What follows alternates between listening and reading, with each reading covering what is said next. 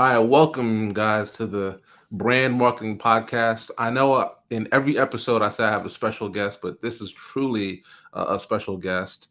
This is Darold Pinnock. I'm not going to actually introduce him officially. I'm going to give him the opportunity to introduce himself. But the reason that we have him on today is I want to give him credit for putting me onto the podcasting game. So I don't know if I was his 10th or 110th or 510th guest, but from podcasting or being on his show, that had, really opened up my eyes to a lot of, other things that were possible in the podcasting game, in the podcasting world. So on air, I want to thank him for just, again, allowing me to be a guest on his podcast. And again, I want to welcome him to the show. We're going to jump into content and talk a little bit about that. But welcome, Daryl. Thank you for being here. Dude, you're too kind, man. I'm humbled to be on here. I'm humbled to be any part of Cas Thompson's journey. Any Yeah, part. I appreciate that. I appreciate that. So, on your show, you had introduced me as a serial entrepreneur, which I am.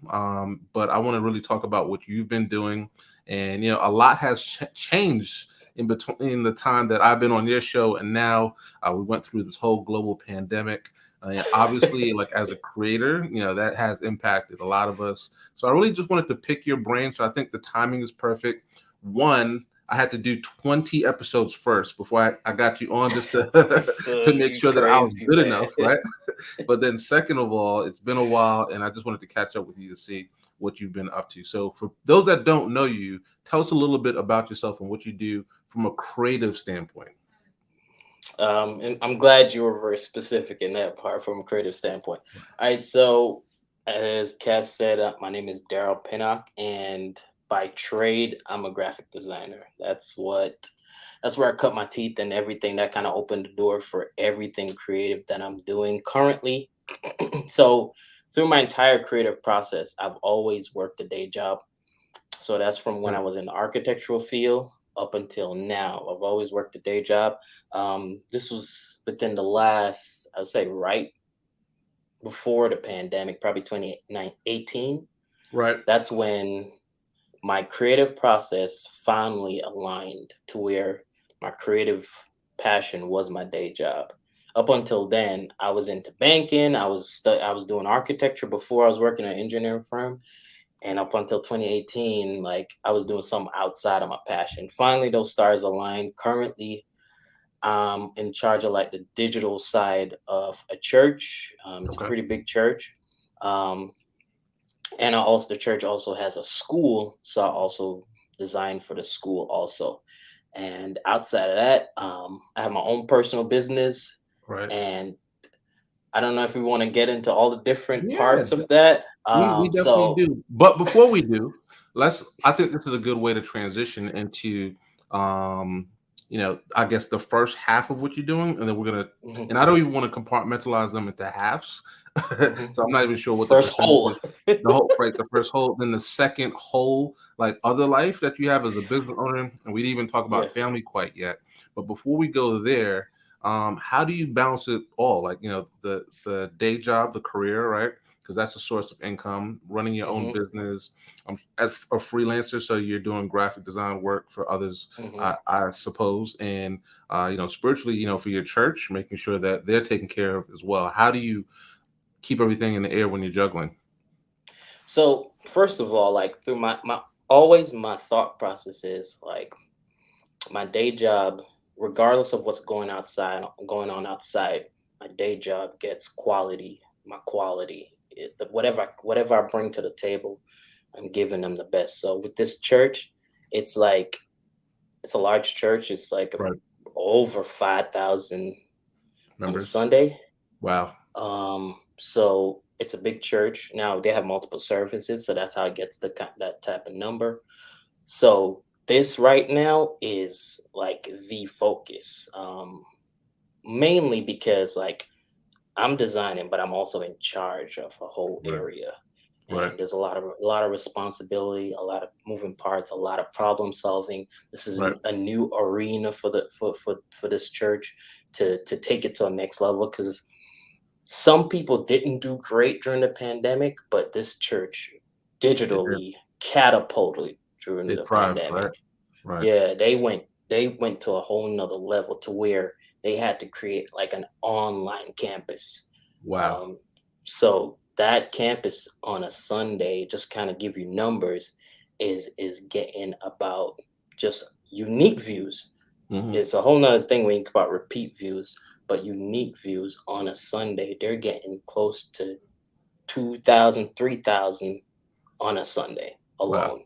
Those are big numbers So for a yeah, local church. so yeah, yeah, exactly. So it's a big operation. So that's getting my 100% focus. Right. It's been like, and I love where I work. That's good. I'm a man of faith, so it's kind of Right. like those worlds never collided. Like I would Right. do stuff for church, but it never collided to Of this course. magnitude.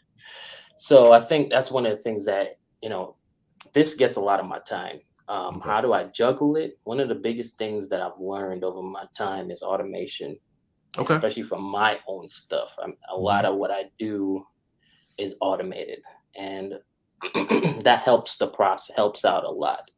Now, if I'm doing designing for a specific project, it makes it Hmm. harder. But Of again, course. like from my church, they get like a lot of my time, a lot Right. of my energy, because it's a lot of strategy, a lot of problem solving, and a Hmm. lot of bringing people on board. If Okay. that answers your question. Yeah, yeah. So, a matter of fact, so this leads down a rabbit hole of a three-part question, right? So, you mentioned a lot of things that piqued my interest, and I'm sure the people that are listening right now they're interested too. I try to also incorporate a lot of automation into my business, my businesses, because again, you only have 24 hours in a day, so relying Facts. on software is the answer. It's the only answer, unless you're going to rely on human resources, just more people Hmm. as you're scaling. So, what are some of the tools that you use to automate both, again, working with tons of people, saving time? We're not going to talk about the design work because I know you keep that close to the chest, but I'd Hmm. say, again, just balancing and managing your time and automating the way you work with people. What are some of the tools that are your go to? Well, for social media, I use Buffer. That's Buffer. like my Okay. go-to. I've been using them for a long time. Yeah. And with certain things, like I'm a creature of habit. If it ain't Mhm. broke, I ain't changing it. Right. That's Same. just like so. Like I know the system; they're constantly updating. So that's what I use for social media. And the Okay. cool thing about it, it allows me to use it for other platforms. So like a Okay. lot of the ones are very much dedicated to Facebook and Instagram. This allows me Okay. to do LinkedIn, Twitter, a bunch Right. of different other ones. So for social media, that's what I use. Okay. Scheduling meetings, Calendly is like my thing. Ultimate. Like, Right. yeah, that's my go-to, and I'm looking to implement it, helping someone implement it. I'm not sure if we are, Okay. but using it as a way to rent spaces. Okay. Still trying. I may have to do some customization, but still Right. trying. But Calendly, that's another thing I use. Um, now, in regards to like, we may need to tap into some of my ventures in regards Mhm. to automation. So I ran a clothing brand years ago, Right. and one of the things I struggled with was inventory. So a lot of my products up till date is not. I don't want no inventory. Right. So it's Oh, you want either to drop ship or full direct fulfillment? mhm, Okay. I'm Okay. using both. Okay. So because I really don't want to have inventory. It was like a stress on not just Right. me but my family. Because after a while, like I just wasn't moving inventory, and a lot of my Right. life Yeah. changed. Because I was, as again, I'm always working a day job Right. because I'm good with that. Like I'm good with Right. that. So I use that for inventory for Mhm. most of my products. Very rarely I'll like sell a product because I don't like inventory. I'm Right. thinking, what else? What else? What else do I do automation for? I can't think of anything else right now. I Yeah. think Yeah. that's the top. Those are the Yeah. I top mean, ones. yeah. I mean, you hit two of the large ones on the head. The social media management. We tell people all the time, not because we run an agency that we want people to outsource, because we'll even tell them, even if you don't choose us, right? Try to Hmm. find a way to outsource some of your social media. And if it's not you having the budget to pay for another person to do it, there's tons of software out there that will help you run your business, to the point where you don't have to be manually waking up to post on social media every day. And then you struck a chord too when you talked about just not holding on to inventory. I've tried, the t-shirt piece multiple times, both ways. And the inventory, it's a way to definitely lose money quickly. Facts. And yeah, one of the things that we had to learn that was a lesson through that though is the power of validation, like validating a product before it goes to Facts. market. Yep. So Hmm. I think, when you drop ship and you're putting, I'm going to use your world for a second, I guess putting new designs or prints out there, it's good that we're able to use social media first before we go large scale to see what the market really wants, in regards to design or products. So if you're listing and you're a coach or somebody out there with a digital offering, it works the same way. Like ebooks, Hmm. you really want to give the market what they want, what they need, as opposed to you thinking, hey, they really want this, and because Hmm. you're passionate about it, and they really don't want it. So I totally agree. And and to that, like, you Mhm. just gotta be ready to pivot. I feel like at Yeah, times, always. um, in the entrepreneurial or the side hustle world, or in life in general, we Mhm. we romanticize with things, Right. and we get so nostalgic about it. We get so emotionally vested, which is understandable, but Course. we have to have that ability to pivot. And I love when you Always. said using it as a test, because until someone puts money on it, whatever they say literally doesn't matter. Doesn't matter. Like, they It could doesn't say matter. this is cool, this is hot, Yeah. but Right. until they buy it, Right. that's the proof that they want it. You know what I mean? True. It's true. It's true. And I'm glad you used the word pivot.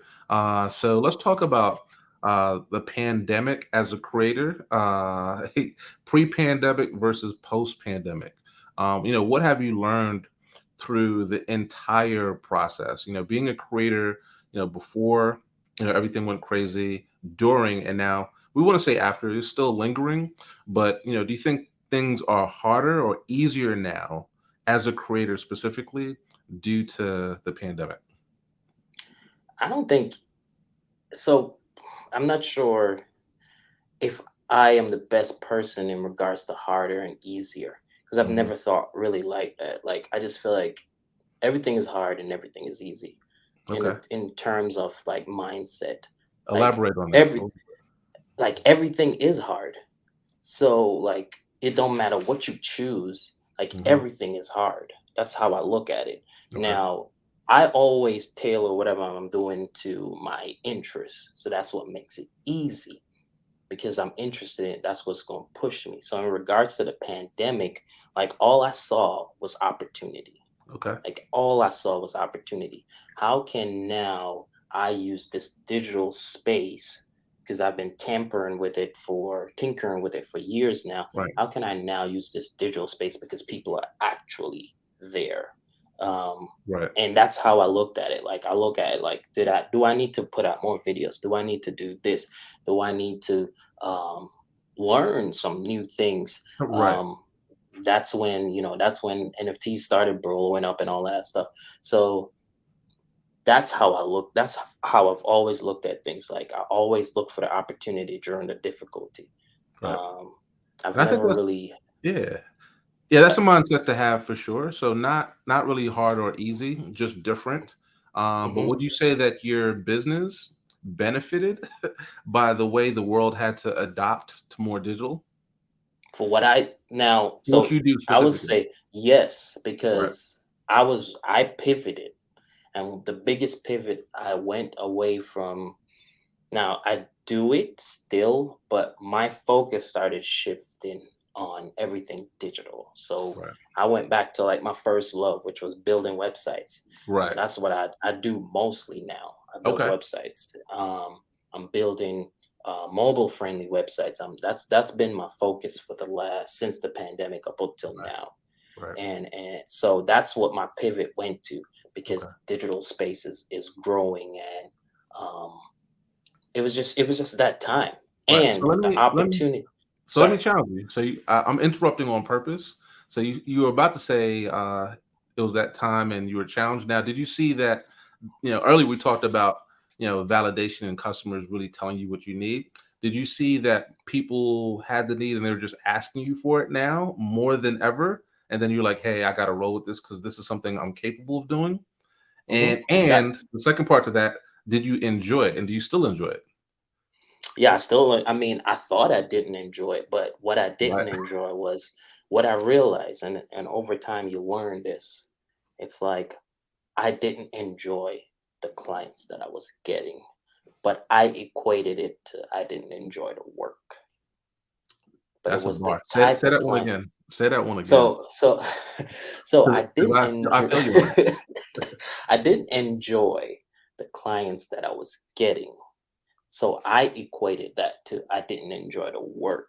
Mhm. So I stepped away from that. Because remember, you were way, way back. You were one of my web clients. I did a Right. landing page for you years Years ago. ago. And, Right. and you were one of the few clients that I was excited to work with. Right. So, but I equated that to I didn't like the work, but it was just the type of clients I was getting. Right. And one thing I've learned, and this is not to like knock any clients or whatever, it's Mhm. always you as the service provider's fault. Like Of course. always, like it's Mhm. always your fault why things didn't go well with the client. You didn't set something up in the beginning. You didn't say Mhm. something up front. You didn't talk about Communication. money early and Right. often.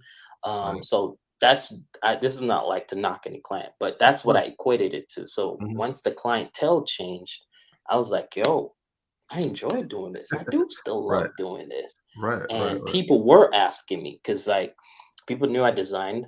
And as you know, like with designers, like most people don't know really what we do. They Right. really don't know. They really don't understand. So it Make was it like he easy. Right. designs. He does designs. I guess he does websites too. So it Right. was just like a few people were reaching out to me to do websites, and I was like, I could do this, but I also saw the opportunity to create reoccurring revenue from it. That's always at the end of the day. That's my end goal Right. to create reoccurring Right. revenue, passive income, consistent income coming in multiple different ways. Right. So once I saw those light bulbs went off, I was like, okay, I'm have no problem with Right. pivoting to that. Now I Yeah. still do the other stuff because people Of know that course. I do that, Of course. but my focus is web and Right. digital and everything in that space. Okay. Yeah. Nice. So I'm gonna get in your pockets for a little bit because you said nothing's off the table. So did you Hopefully I could share it. Let's right. go. Nah, and I'm not gonna get too deep in numbers, but did you see that also that your clientele became more enjoyable to work with when you're I'm gonna assume your prices went up since over the past 4 or 5 years that there had to be some kind My of incline. Did you bro, see a my prices is correlation? always going up. Right, because I you talked about me being a client, and I'm going to share a quick 30-second story. I remember I think I was looking for a logo at one point, and you had pitched a price to me that was way out of my budget, and I had to push back for a little bit. And that was a learning experience for me too as well, because me and my wife we're constantly talking about the need to charge based on the result that the client is going to get versus charging based on your internal feelings about the thing that you're getting. It's not an object; it's more of a result. And Mhm. you struck another chord with me when you talked about uh, the different types of clients that you're working with that made the process more enjoyable. And just frankly speaking, the clients that I work with that are confident and comfortable with the number, knowing that they're going to get this result from it, and they're willing Mhm. to invest in their business, become more enjoyable clients to work with for sure. For Well, yeah, sure. anytime anyone that's more result driven is gonna Mhm. be um it's gonna be easier, not necessarily easier. I don't want to use Mhm. the word easier, but Right. that there's an understanding. There you go. There's an understanding of what needs to take place. And on that story, bro, I want to tell you Hit me. that one, like it bothered me, but like I'm so outside of myself when Right. I get to like work and stuff, but I was just like, man, bro, you should just did that joint for free. And this is just us being Oh, frank really? and Oh, whatever, wow. being Okay. straight up, being straight up. Yeah. Like it bothered me because at times when it comes to business, I put that first. Of That course. person first before Right. even at times relationships in terms Of of course. like um, because I knew that Cass was a person like if he's one of them people like if he says, "Yo, bro, that ain't in my price range," like he straight up means it's not in my price Oh, range. for it Um, really well, you know what? I gotta stop you in the middle of your story. I think I have matured more as a business owner since then. So mhm, so one, it wasn't in the budget. It was in the price range, but it wasn't in my budget. Those are 2 different things facts. for the project that was necessary. And if I had to coach you, and we're gonna use this platform to do some Let's coaching, do even though it. even though Let's it's do it. live. I think you were also in obviously an earlier stage in your career where I think, and you just said it maybe 2 questions ago, the communication would have probably been different. Yeah. So I think the expectations didn't match up. That's all. So I'm thinking logo, and now I know too because I try to stay away from logos because the amount of time that it takes. Your price was right. It was definitely not your price. Your price was accurate. It just didn't align with my budget and what I thought I needed to get that result. So I think And that I think yeah, at times that's fine. Like yeah, I'm never I think the only reason why it bothered me a little bit because we tell got me a relationship like right. from Nah, but years. nah, So it was but you know so what? I'm still gonna push back on you though, because now even, when I think about relationships, friends, mhm. family members, like it's still your price. So Yeah, don't but yeah, see, the thing is, the only difference with that, and now I love this. The only difference is that tell me. it was on my end. You get what I'm saying? Like Yeah. you couldn't put that on me. Okay, You I get what got I'm you. saying? You get what I'm Right. saying? Like I you do. couldn't put that on me, Right. but I put that on myself. You get what I'm Got saying? you. As the service provider, like Right. that was me putting that on myself. But to kind Right. of get back to where we were, Mhm. um, refresh me on Yeah, I so we're left off just on. talking about again, some of the things that have impacted you prior to the pandemic versus Hmm. now. And Hmm. I use the word easier and harder, but you're right, it's not Hmm. easier or harder, but has the pandemic put your clients in more of a space where they want to embrace what you do and what you provide more. And I Well, think you answered. yeah, I think definitely like Mhm. just different opportunities came, and Opportunity. Yep. I didn't romanticize with like I don't want to take these opportunities. I was like different opportunities came, and I Right. was willing to pivot. That's basically how I look at. That's Okay. always how I've looked at things. Different Right. opportunities came, and I was able to pivot. Gotcha. Now that's awesome. So let's transition for a little bit. So in the very Let's beginning, we go. talked about you bringing me into the podcasting world, and what episode are you up to currently on your own podcast? I am on one. So documented episode 180. I've done more 180. than that, Right. but it's 180. Because Okay. All right. like my 50 and my 100, I did probably like 10 episodes on those. Wow, that's amazing. All right. So right now So it's I'm probably in. like 200. Right. So I'm on episode. I think this is episode 19 or 20 for Let's everybody that's go. listening. Let's go. I'm a These baby are the in the good game, days, right? bro. But you also have people that are listening that are entrepreneurs, and when I coach, I try to teach, long form content versus short form content. And for me, the podcast has been an easy form of long form content where I'm talking with, either clients or friends or people that are entrepreneurs. And we do this where we try to help as many new entrepreneurs that are coming up as possible. And some of the people that are listening, they could be on the fence, right on the cliff with wanting to start a podcast, and they're not sure if it's something that they should do. I'm not going to Mhm. ask you if they should, because if you're already in the 200s, like 180 and above, I know you believe in the podcast game. But if you had to go back and talk to the Daryl of episode 5, right, in your personal podcast, what would you tell him? Like, what advice would you give him? Because I think about mastery. Robert Greene has a book called Mastery, and that's Mhm. literally, you doing something over and over again, maybe for 10 years straight, putting 10,000 hours in. You're not at the 10,000 hour mark right now, but you're way ahead of most people. What have you learned from, again, 2, 3 years ago to, where we are now, just from a podcasting uh, view or perspective? So speaking to the podcasting, just like one, I would tell myself like, bro, you onto something. Right. For one, because just to kind of give a quick backstory, like I went into podcasting. I thought about it for a long time, and I Hmm. first started a written blog Okay. to warm myself up to it. Right. Um, right.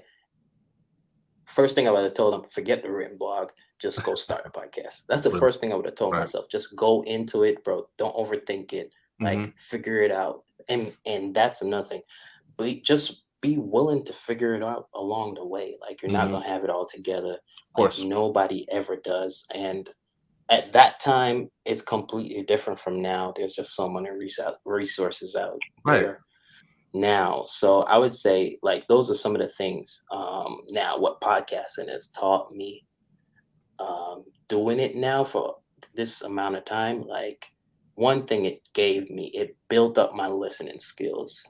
Okay. Like I'm definitely a way better listener. Not that I was terrible, but Right. listening, not to speak, but Hmm. listening, truly listening to a person and hearing where they're coming from and then responding to what they said. Wow. Um, that's one of the biggest things that I can take with me for the rest of my life. That Wow. podcasting Wow. has taught me just the You threw me with ability. that one. I didn't expect that to be the answer for sure, but it makes sense. Stephen Covey in Seven Habits of Highly Effective People, he talks about Hmm. seeking to understand before being understood, and Hmm. super important, super impactful in regards to just how we communicate, not just on a business plane, but even in our relationships, day to day, at work, with family, with our spouses. You really have to not just hear the person; you have to be listening and actively listening at all times. So that's a strong one. But to tap into the business side, like Yeah. the reason why I said that was one of the biggest things because it helped me to learn how to listen to my clients better. Tell me more. So, or give me an Because example. What do you mean? I wasn't listening to see what they're I was hearing where they were coming from. I was getting the heartbeat. I was learning to hear the heartbeat and Right. not hear what they got to say, but then, oh, we should do this. Okay. But listening to ask more questions, Right. if that makes sense. That does make That's what sense. I was doing. I was listening to ask more questions Okay. and hearing a point and saying, oh, I need to ask more about that. That's something That's the is nugget. there. Right. Let me ask something else about that to get the Gotcha. essence of where the client wants to go. And so that's part of the biggest reason why. I mean that's the biggest takeaway for me. Gotcha. I could go on with takeaways from podcasting. You want I me to keep bet you going? could. Nah, I think that's a strong one right there. The way it makes you feel and what you've learned. From a technology standpoint, anything that or any advice that you would give other than, hey, the software is out there now. And I agree with you because I did look into it 3 years ago.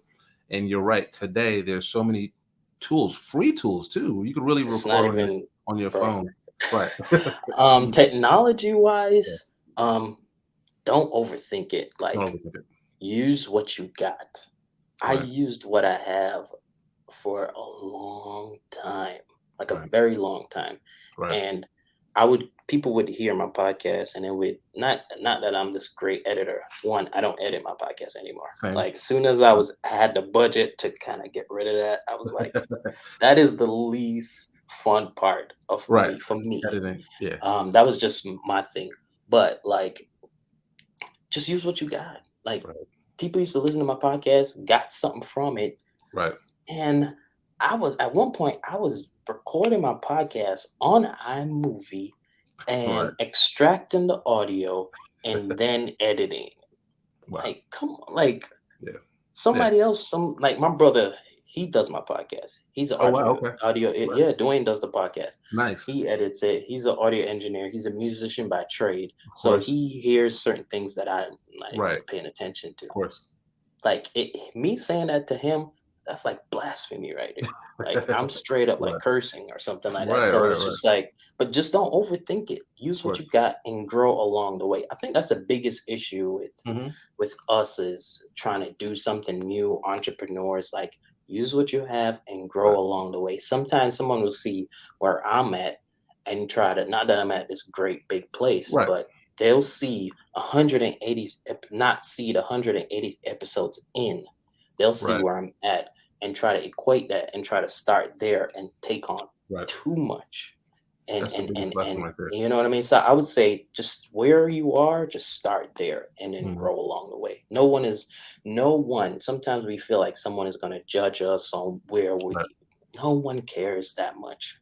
No one Right. cares that much. You're absolutely right. Nobody cares more than you care, and a lot of people just put all these self-limiting doubts on themselves. But you're absolutely right. Start where you are and not where somebody else is, for sure. So that leads me to another point. When you wake up in the morning, so I know you're an entrepreneur and you're a creator. I'm going to do air quotes because this term creator is, being thrown around. I don't want to say loosely or not loosely, but everybody's a creator nowadays, right? But you are Facts. truly, out here designing. What inspires you and motivates you to do, just original work? Where do you draw inspiration from as a creator, a true Life creator, experiences, right? like my biggest thing is Okay. nature and travel Okay. and just and things like I'm not always like necessarily going to this creative inspired website where a Okay. whole bunch of creatives are hanging out and I see a whole bunch of designs and I get inspiration from that. Like some of my inspirations, most of my inspirations are like coming when I'm hanging by a pool Okay. or I'm out in nature. Right. I'm doing a hike. I'm hanging out with family. I'm out Right. and about in the world. That's Okay. where most of my experience is. And then I'm usually like trying to translate that. Like I'll go to a live band performance and Right. I'll translate that into creating something. Because in life experience, there's emotion behind it, there's Of course. feeling behind it. And for a designer, that's the biggest thing. And music, of course, but like that's Mhm. the biggest thing. If you can quantify the feeling behind it, usually there's a great inspiration behind it. Love that answer. Love that answer. What would you say is the biggest lesson that you've learned as a creative that's also an entrepreneur? So there are, tons of creators out there. They're not necessarily good entrepreneurs, and you have entrepreneurs out there and they don't, they lack that creative side. You bring both to the table. What's the biggest lesson that you've personally learned as a creative entrepreneur? Um, One, like for creatives, Hmm. stop beating yourself up. Okay.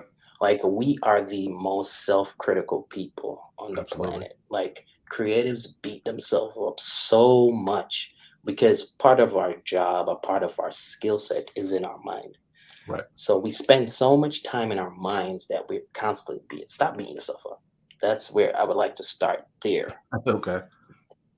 If you cannot afford to get someone to either coach you, I would recommend finding some kind of coach to help you with the business side. Right. Um, but if not, be willing to learn over time. Like time is valuable. Use it Right. wisely, learn over time, but Right. do your best to dominate on the skill. And it's the same with the other side. Ideally, I would say a business driven person, I would say try to hire someone to do creative because there are some fundamentals with design that if you see that, and the same thing for you, learn the fundamentals for design. Of If course. you're a business driven person, learn the fundamentals. You feel like you have an eye for art or whatever, but you've never been formally schooled or whatever. Learn the fundamentals. And I feel like that lesson goes with everything. Like Hmm. learn the fundamentals of business. Like it took me for a long time to become a better businessman. Right. Like as I said, I worked at a day job and I worked in a vault for commercial. I worked at a Okay. company called Brinks and I Okay. worked there for a long time and it was all commercial clients. And that world helped me really hone in on the business side of things because I'm a numbers person. I was definitely into math and stuff like that. So that helped Right. me to kind of navigate that world. But just be consistent over a period of time and you will see it come. But again, if you can afford it, just hire somebody to do it. That Yeah, if you that makes want to sense. just hire somebody. If you Right. can't, then you just got to be willing to put the time in. Right. And over a period of time, things will become easier. You'll grasp more. But put the time in. I don't Yeah. know. I love it. I love it. So, and it sounds like you're speaking personally. So I could tell that you're impacted by, making some mistakes early, either as a creative or as an entrepreneur, or as both. I think Hmm. this whole entire lifestyle, I'm gonna call it lifestyle, the creative entrepreneur is one of constant progress and constantly. Earlier we used the word pivot, knowing where you Hmm. are, learning from your mistakes. But now, that lifestyle is, glamorized on social media. And it looks, people sometimes make it look too easy because they're showing, all the good, the vacations or whatever, the meeting with clients, but not the up at 2 o'clock in the morning, learning a new skill, or like you said, Facts. dealing with clients. And a lot of people also, they're working a 9 to 5, Daryl, and they want to quit. And you've mentioned it twice. And I've done it also where I was able to, do a day job while being an entrepreneur. What would you say to the people that really want to jump out there? What should they be doing, at their day jobs now to become better business people? Well, first thing is that like this is my principle. That's just their principle. Hmm. Like I'm not like I don't tell everyone to quit their job and go Right. do their thing. Like I don't Right. really believe that. I do believe we have the opportunity to do what we love. So There you whatever go. that looks like, we do have the opportunity to do what we love and make money from it. Now, what you should be doing, and I can say this because this is what I did when I was at work. I was at work. And when Right. I got off work, I was doing double time on whatever that passion is or whatever Right. that thing is. That's like I wasn't like I just didn't spend time complaining about nothing. There you Because go. if you look at it like this, what happens is we live in a world where like everyone is looking forward to the weekend to go hang out, to go do their thing. But yet still, when the week ends and they come around, they complain about the job that they don't like. Right. Like you can't think about it like that. You Hmm. have to use the time that you got. This job, especially most of the times, that job is a cash cow. Like Definitely. invest back into what you want to get into. Invest back your time, Right. invest back money, allocate funds towards pushing up what you want to get done. But just use the time wisely and stop.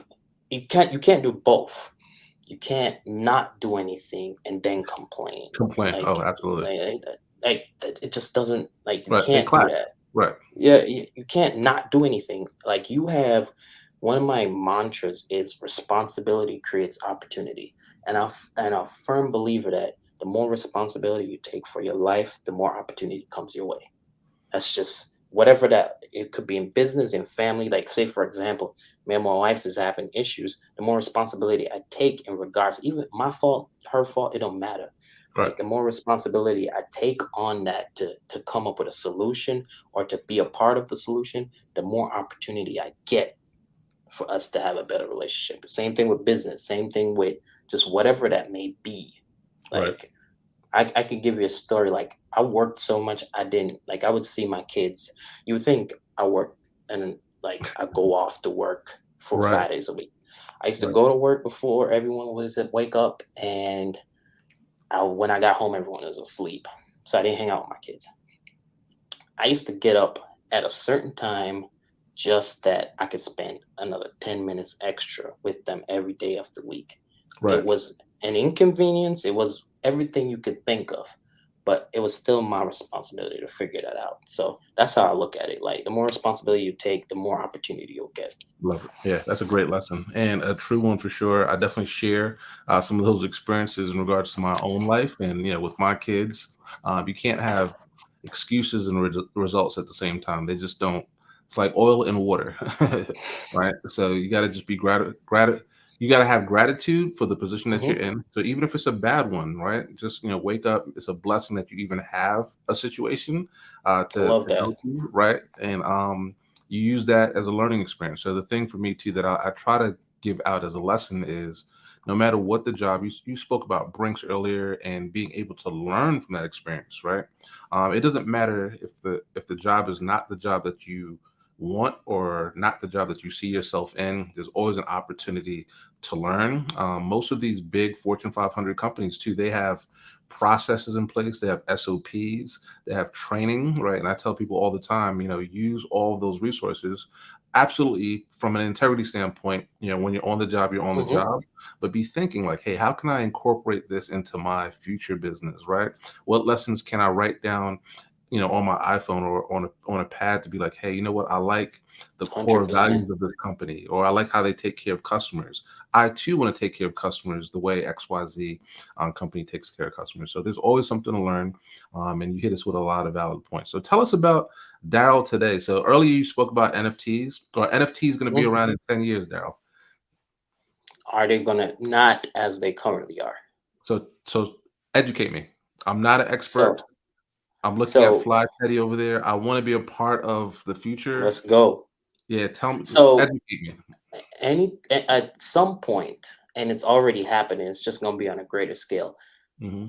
We are going to my generation, our generation, are gonna use NFTs to connect to the real world. They're going to connect both. Okay. So, sporting events, eventually a ticket is going to be an NFT. You know what I mean? We're going to constantly be connecting those two worlds. And that's what is it, because especially like Ethereum and those type of things, Hmm. those things are a authenticator. Like that's the number one thing that it Right. creates. It creates a digital authentication. So that means even if someone has the same image or whatever the case may be, we're using that as the example right now.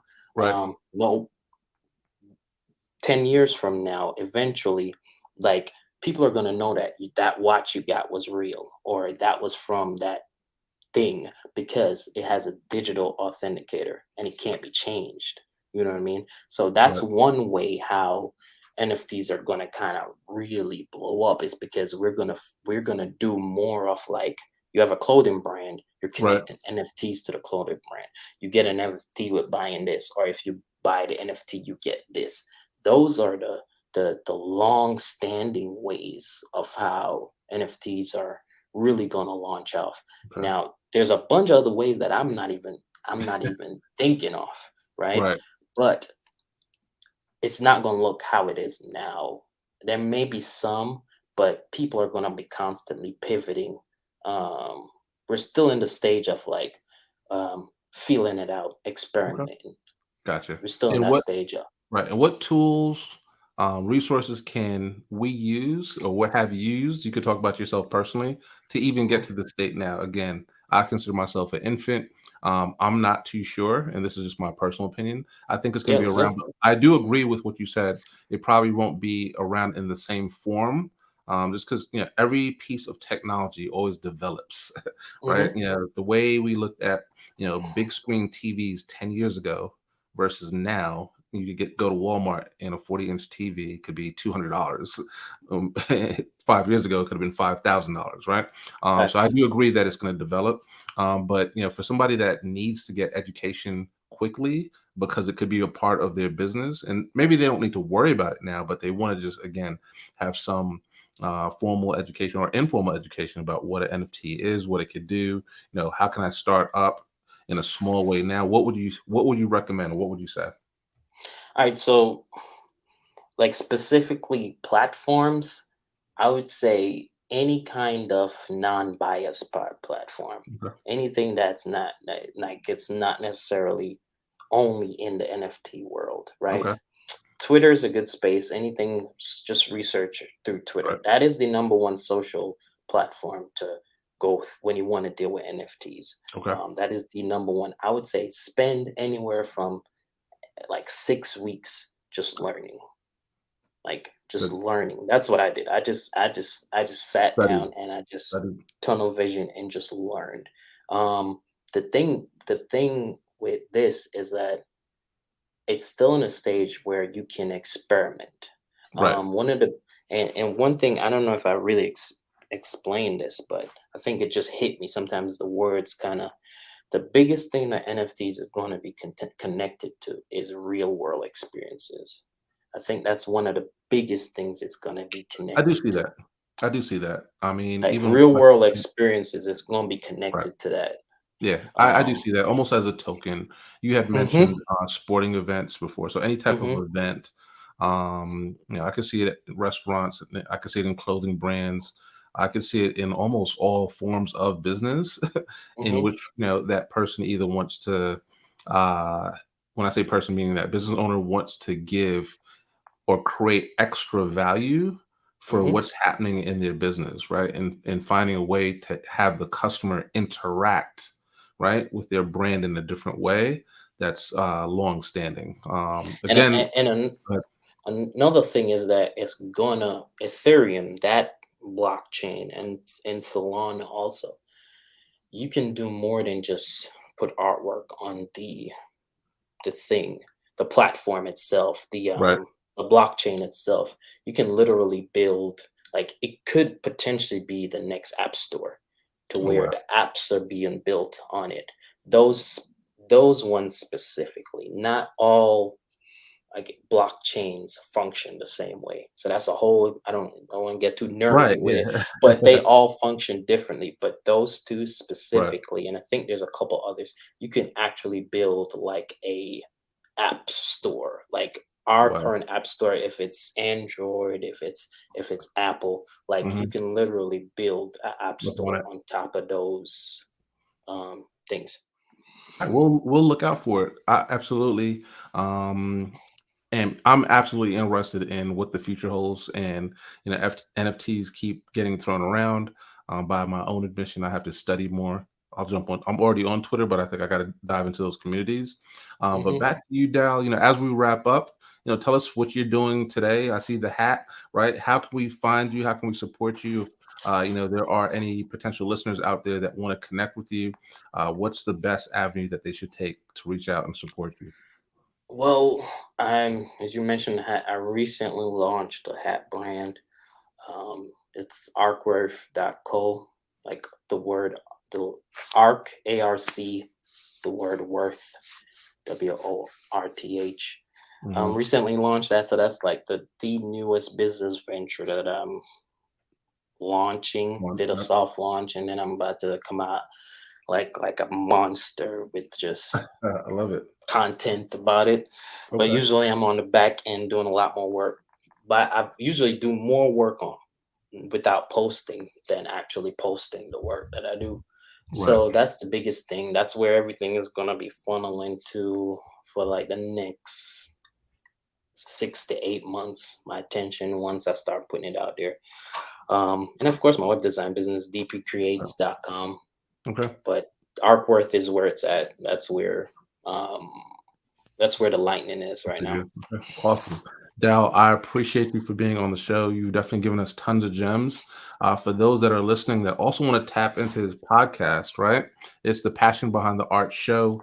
Definitely subscribe on all of your favorite platforms. Support this young man. He's doing fantastic things, and he's going places. So I like to consider him not just a personal friend, but a brother, right? We came up in the same community in church way back in Mount Vernon.